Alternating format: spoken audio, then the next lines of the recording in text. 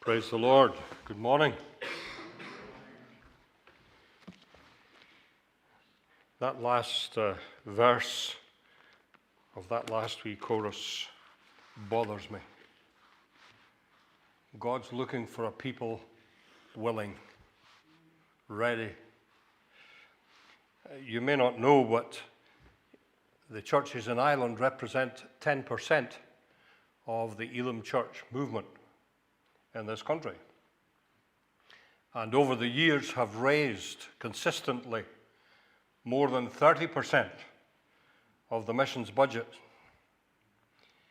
And one of the things that has puzzled me to some extent has been the fact that there have been so few people who have gone from Ireland to serve the Lord. Years ago, Billy and William McKeown from the Ulster Temple went to Rhodesia, as it was then. More recently, and just coming home this month and retiring, are the Wilsons from Thailand, and of course Ursula. She is a local girl, she's a Belfast girl. And then we've got a couple from the Ulster Temple out in Cambodia at the moment, the Turners, John and his wife. I'll remember her name one of these days. John and Anne, they are there. And there are some folks who have gone from time to time. One of the features that has been coming to the fore in recent years has been the number of people in middle age who have left all and followed the Lord. People who've been successful in business, people who perhaps have been in teaching or other professions, and have decided that at this point in their life, they want to give something to the Lord. And so there's a challenge. There's a challenge that we don't just sit and say, well, this is Mission Sunday. It's also Father's Day. Happy Father's Day, all you dads. But it's not just Mission Sunday. It's a time for us to ask ourselves, what does it mean to me? What is the challenge to my life? And I hope in some way, for a little while this morning, to answer some of the questions that might rise out of that particular challenge. We're reading from 1 Samuel chapter 3, the first 10 verses. 1 Samuel 3 verse 1, the child Samuel ministered unto the Lord before Eli. The word of the Lord was precious in those days. There was no open vision.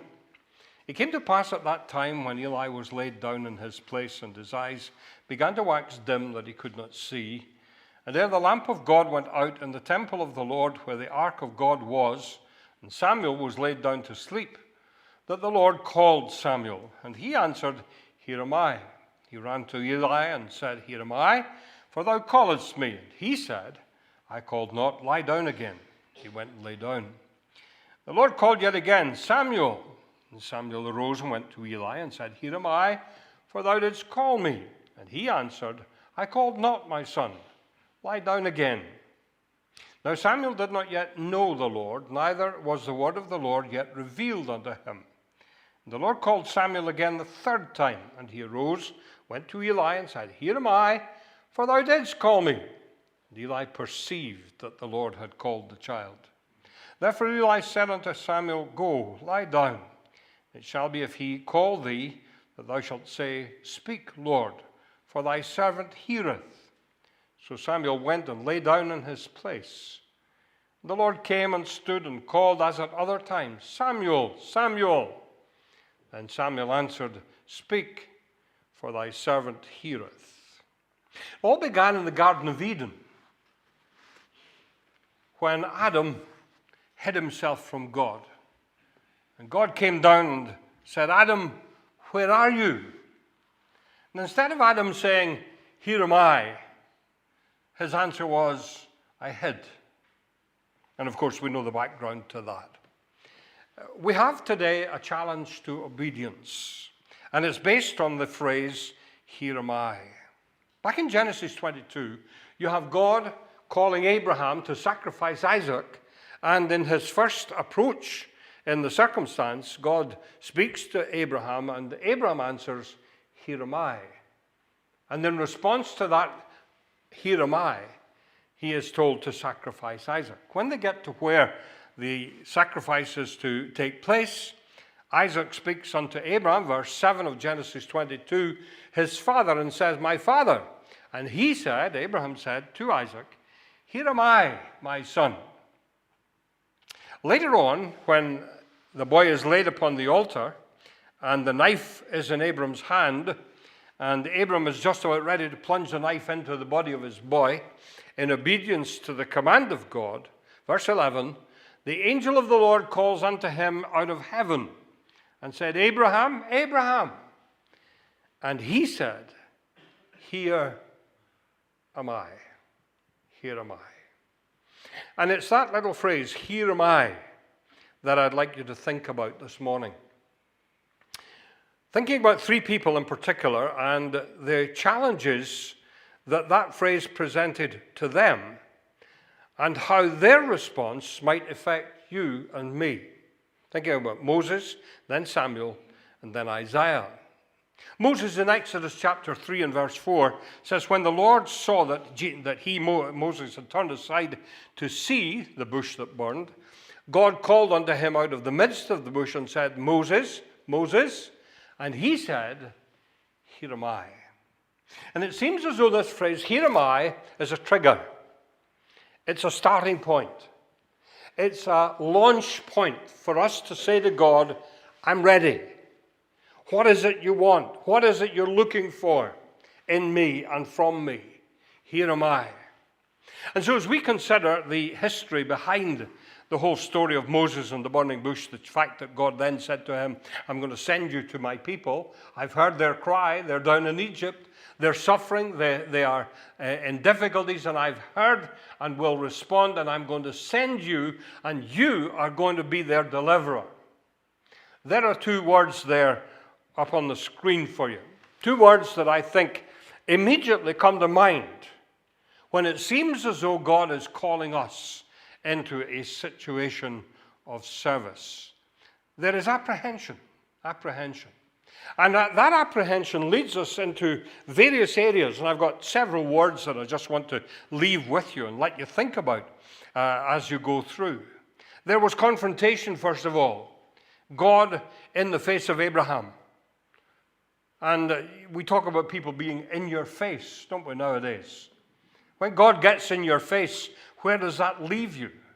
When God stands right there and you're challenged by his very presence, there's confrontation. There would have been worry. How do I do with this? God says, go back to Egypt, and I've been out of there for 40 years. I left there a murderer. I left there with antagonism in the hearts of my own people. What do I do about going back? There's unease. How will they receive me? What will I say? How can I go back into the palace of Pharaoh when I left it? Nervousness. All of these things touch us, and they're logical. They're realistic. There's a sense of concern. How would I manage? How could I do it? What would happen? Trepidation. Foreboding. And out of all of that heap of negativity, and basically it is negativity, there's this overall apprehension. You sit in Cullybackey Church this morning and you say to yourself, what if God called me? What if God said to me, I want you to go? Supposing you come on Thursday night and listen to the McCreels talking about Malawi, and somehow or other God spoke into your heart and said, if they can do it, why can't you? Could you walk away from what you have? Could you stand aside from where you are? Could you say to God, here am I, here am I? Leads you to the question of adequacy. Adequacy. Adequacy says, what about my acceptability going back? They've known me. They knew me for 40 years. I was brought up an Egyptian. Oh, I know I was a Hebrew, but I was brought up an Egyptian. I was skilled in all the lore and all the culture of Egypt. But when I really came to push, or when push came to shove, I really dug down deep and realized inside I was a Hebrew. And so there's a question of adequacy. Is there an acceptability to what I would offer, to what I would ask them to do? What would be the effectiveness of my work at such a time? Can I do it? My suitability.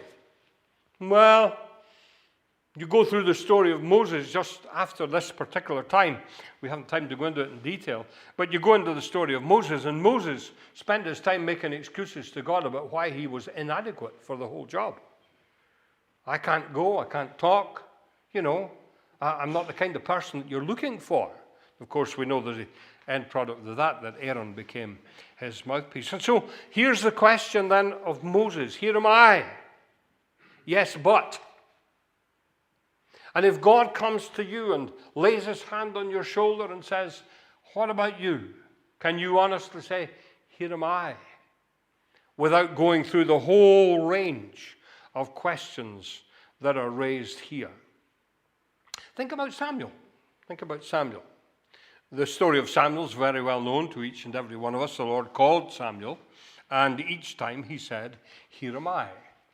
Now, initially, of course, Samuel didn't realize that he was saying, here am I to God. He was saying, here am I, he thought, to Eli. Eli was next door sleeping in his bed, or trying to sleep in his bed, except that the wee boy Samuel kept coming and, excuse me, Mr. Eli, but what do you want this time? And you can imagine Eli hoping somehow or other. The problem with Eli was that he'd already had a confrontation with God himself. Previous chapter, if you read through it, God says, you're done. Your time is up. You're finished. As far as you're concerned, because of the way you've let your sons behave and you haven't dealt with them, you are finished. You're going to be cleaned out. You will no longer be the priest of the house of God. And so you've got Samuel coming in, and later on you read that Samuel was recognized by the people that he was an anointed prophet of God, even although he was still a boy, still a young person. But here you have Samuel in verses 4, 5, 6, 8, and 16. Each time Samuel says, here am I, here am I. Now, you imagine the situation. It's just a pity that all the young folk are away to Bible class. They should have been here this morning. Isn't that right? Because here are young people being challenged. Young people with their life ahead of them. Young people with everything going for them. Young people with everything standing right in front of them. And they've got passion, they've got desires, they've got ambitions. What can you say about them? Well, here's a couple of possibilities. There's a question of availability. Here I am. We sang it. Wholly available. Really? Sometimes I wonder. We sing things so very easily, don't we? We talk about full surrender. Don't know what it means. Wholly available. Don't know what it means. The challenge for mission is that we have to look at the question of availability. Young person then, young people, considered by some naive. Okay. But young people, generally speaking, are teachable, usable. One of the interesting things that happened after the missionaries died in 1978 was the flood of applications to headquarters of young people who wanted to take the place of those who died. Now, those who died, I don't think any of them were over 30 years of age. They may have just been into their 30s, but most of them were late 20s, early 30s. Young people, professional young people with degrees, young people who could have made a name for themselves here, but had turned their backs upon everything that was familiar to them here to go to Africa. And there in Zimbabwe, found themselves hacked to death. They weren't pummeled to death. They weren't shot to death. They were literally hacked to death. Even the 6-week-old baby belonging to the Lynns was done to death brutally.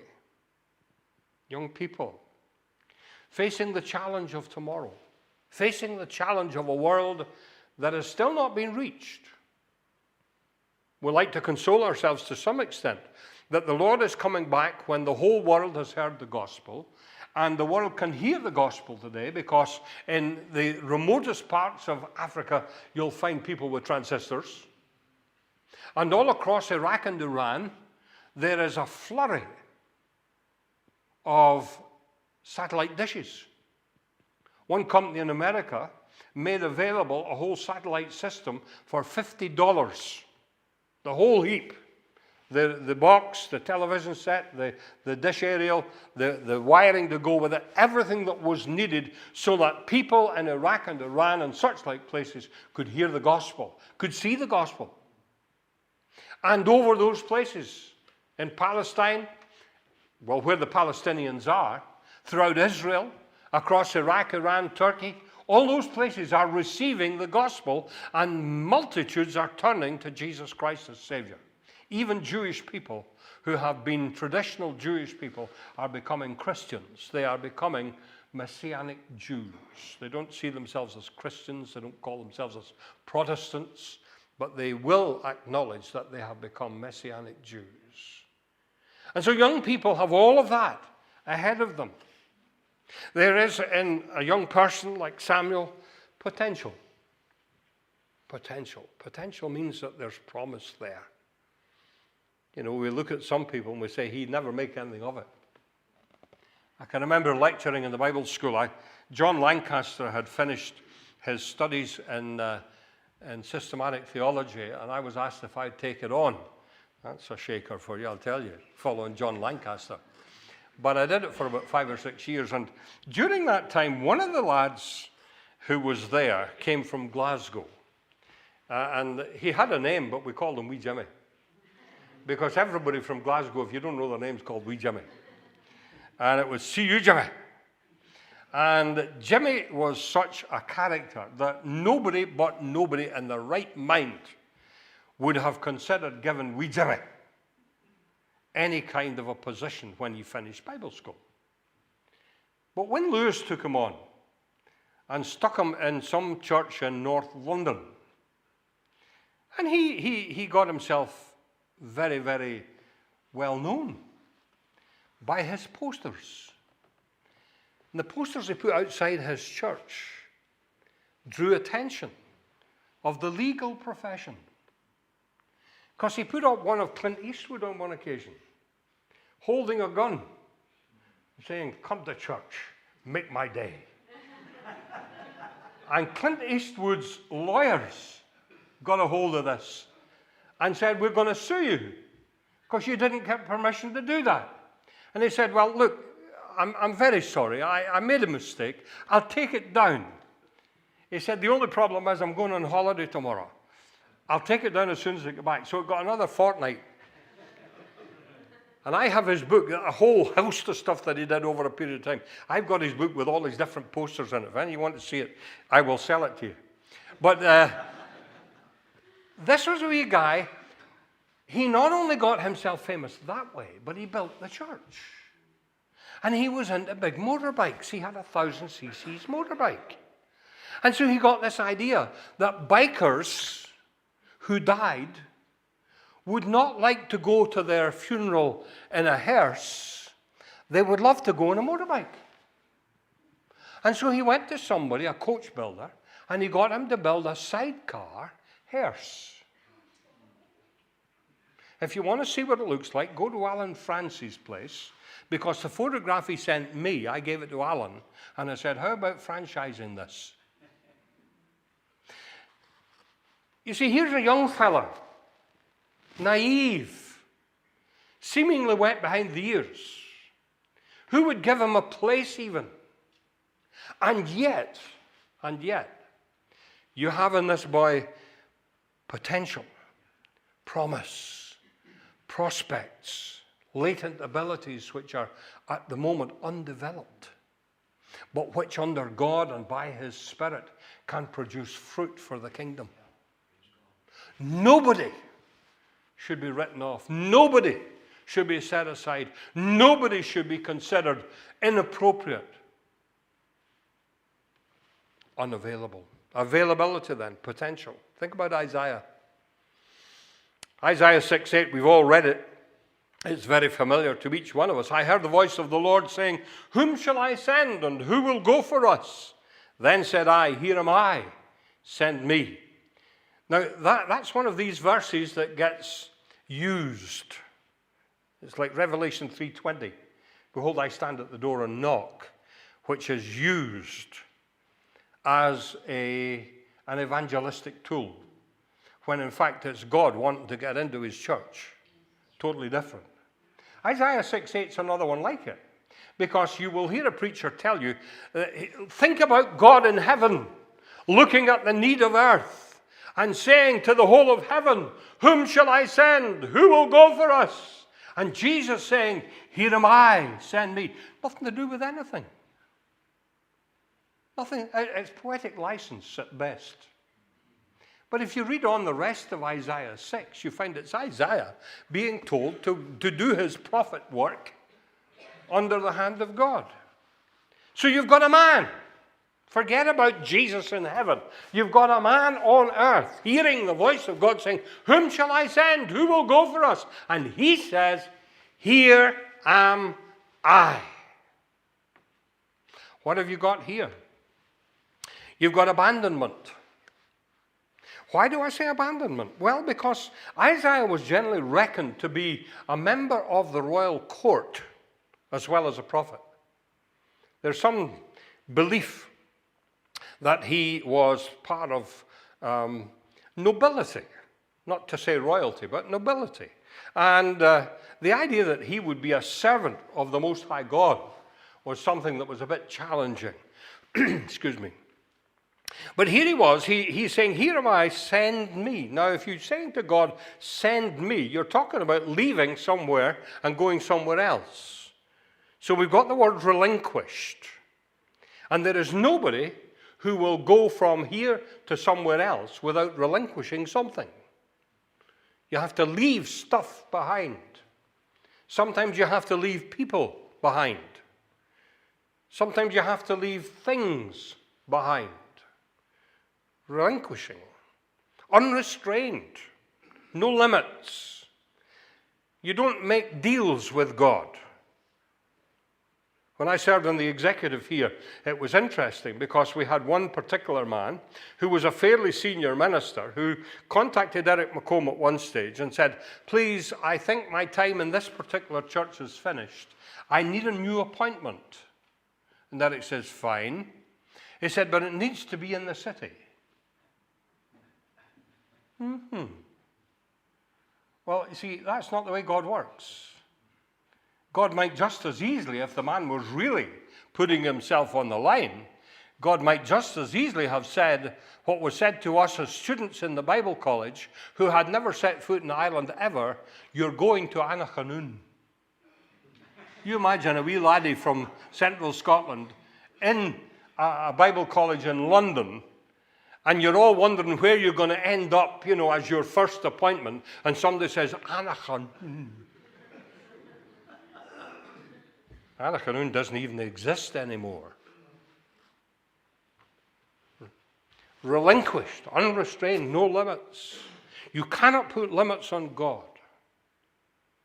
One of the easiest things to do in terms of missionary work is give money. I hope you know that. That's one of the easiest things you can do. Put your hand in your pocket. I'll tell you the next hardest thing to do, or the next easiest, whichever way you want to look at it, is praying. Prayer's not easy, is it? You find prayer easy? I don't find prayer easy. Prayer is one of the most difficult disciplines that we will ever experience. Because the minute you shut your eyes, you see a slate falling off the roof. You think about somebody at work that's got it in for you. You think about the kids needing new shoes. 101 different things. Butterflies get into your brain. And as soon as you shut your eyes to pray, you have to deal with butterflies. So that's the second easiest, most difficult thing to do. The third thing is the most difficult, and that's going. That's going. Okay, you can look at Philip and you can say, well, Philip went. Well, yes, he did. But why don't you?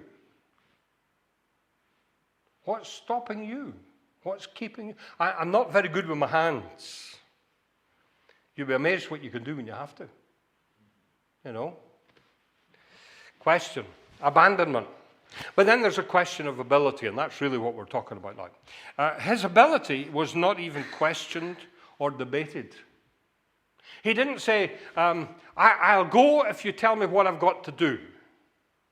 Here am I, send me, but tell me where, tell me how, tell me what. No. Here am I, send me, no strings attached. I can remember years ago we were moving in the ministry at something like every 3.5 years. And I remember Janet and I saying to the Lord, Lord, we'll go wherever you want us to go, but don't let the kids suffer. And he heard our prayer. We're thankful for that. His ability, not questioned or debated. He had aptitude. He must have had capability, skill, expertise, competence, proficiency. You can take any one of those words and you can multiply it, you can unpick it, you can unpack it, you can look at it in 100 different ways, and you can find in those words reasons, excuses, call them what you will, why you should not say, here am I. But the challenge to obedience today is to say, here am I. If God puts his hand on your shoulder, if his voice is heard speaking your name, what will your response be? The greatest missionary who ever lived, of course, was Jesus. Jesus said to them again, peace be unto you. As my Father hath sent me, even so send I you. That's our theme for tonight, by the way. As my Father hath sent me, even so send I you. Think of Paul on the Damascus road. He's lying there, and his first question is, who are you? And he gets the answer back, I am Jesus whom you are persecuting. His next question is immediately, what do you want me to do? What do you want me to do? I've got some publications here. There's the Contact magazine. Some of you get. These are a few spares. I'm going to leave them out there in the front if you want to take them. They'll tell you about the work that's going on in Congo, Zambia, Mozambique, and Ethiopia. Ethiopia is exciting. It really is. There are church planters on donkeys going everywhere. And wherever they go, they're taken over from the Muslims. Isn't that something? You've got your outreach. On the front, you've got Andrew White. Andrew White's known as the Vicar of Baghdad. He's like an unmade bed. I saw him on telly one night being interviewed.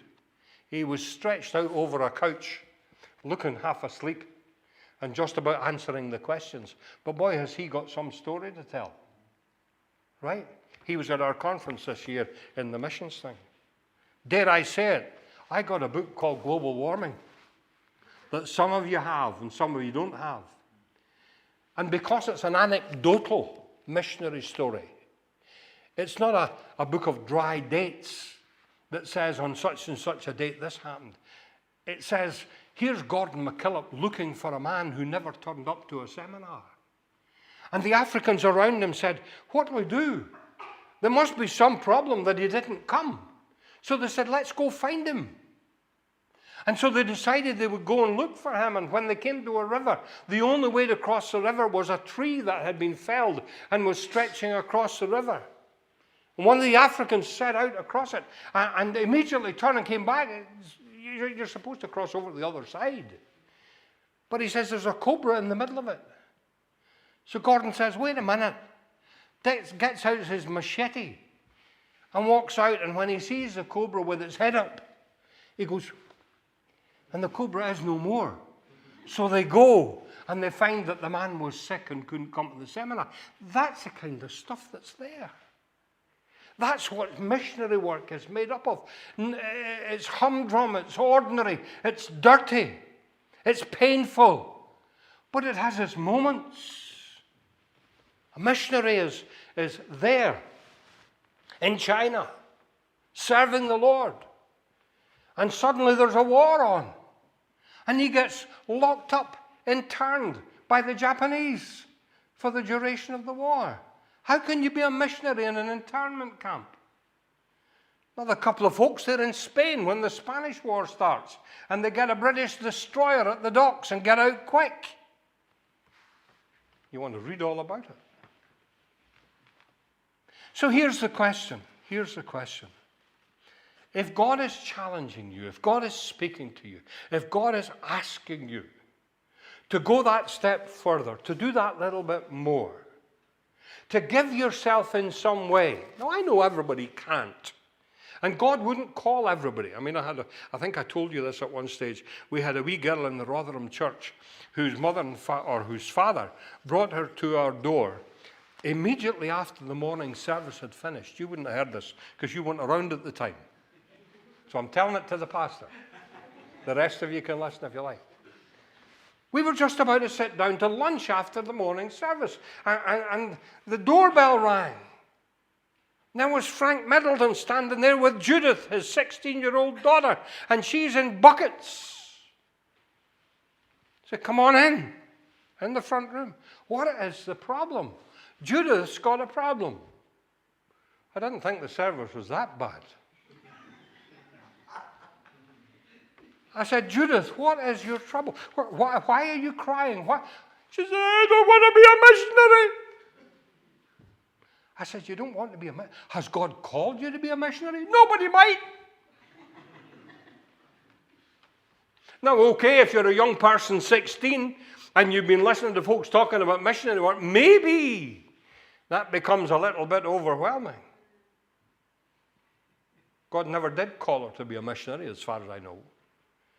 But you see, here's the challenge. We used to debate the question, when do you know you've got a call from God? And I don't know about you, but I came to the conclusion that the need is the call. If I see a need, and somehow or other I feel that I have been given something from God that would enable me to meet that need, then that's a call to me. And I have to give what God has given me to help to meet that need. If that's a challenge for you, then the Lord bless you as you face it. The Lord undertake for you, and He will. Because the Bible makes it very clear, there is nobody, the words of Jesus Himself, there is nobody who has given up houses or lands, family, but will not receive from me. And God is no man's debtor. Here I am, wholly available. As for me, I will serve the Lord. May God help us to be servants in whatever role He calls us to serve, that we might be faithful to Him and for His glory. Amen.